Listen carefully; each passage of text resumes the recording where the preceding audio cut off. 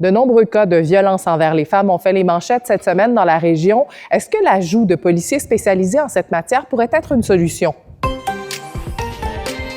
Viol collectif, agression, tentative de meurtre, les organismes d'aide aux femmes victimes de violences dénoncent cette situation et mentionnent que des ressources sont disponibles pour ceux qui en ont besoin.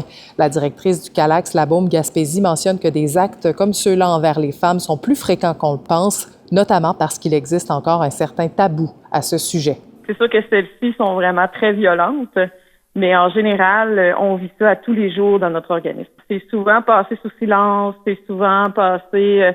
Les gens en parlent pas, les gens... je pense qu'il est là le problème. Les gens essaient, même les gens qui sont témoins de ça, ne regardent pas, comme si c'est pas chez nous, je m'en mêle pas.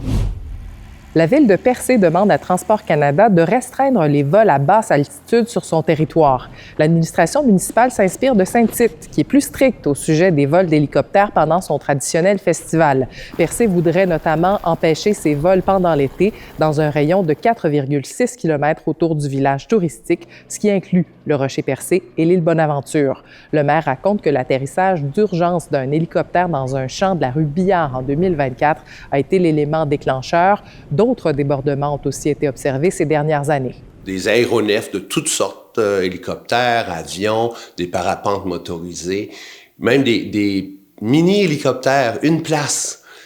Tu peux acheter ça sur Amazon, qui volent au-dessus du village, du Rocher-Percé, de l'île Bonaventure. L'ex-pilote d'hélicoptère pour les Forces armées canadiennes et expert en aviation, Pierre Saint-Cyr, estime qu'il est légitime pour les petites municipalités d'exiger des couloirs aériens restrictifs. Il précise que de plus grosses villes le font déjà, c'est le cas à Montréal. Les élus de Percé ont fait une première requête en ce sens au mois de mars dernier, mais ils n'ont eu à ce jour aucun retour de la part du fédéral. Il commence à faire un petit peu plus froid, là, mais la fin de semaine s'annonce glaciale. Une alerte de temps très froid est en vigueur pour plusieurs secteurs entre samedi matin et dimanche après-midi. Ça donne envie de se réfugier devant la télé en fin de semaine. Si c'est votre cas, vous aurez peut-être le goût d'admirer le talent de comédien Madelino, participant à la nouvelle saison de la mini-série Détective surprenant, tournée aux îles. J'ai visionné les 2 premiers épisodes, j'ai vraiment trouvé qu'ils avaient amené une ambiance qui, par rapport au masque, par rapport à, ils ont donné un côté creepy à notre fameuse mi-carême, là. Pas là. Tu sais, c'est la femme à qui? La mi-carême devient comme un peu un personnage, tu sais, au même titre que les îles l'étaient dans la première saison. Les premiers épisodes de la 2e saison de Détective surprenant, le baron de l'archipel sont disponibles sur Illico. Bonne fin de semaine!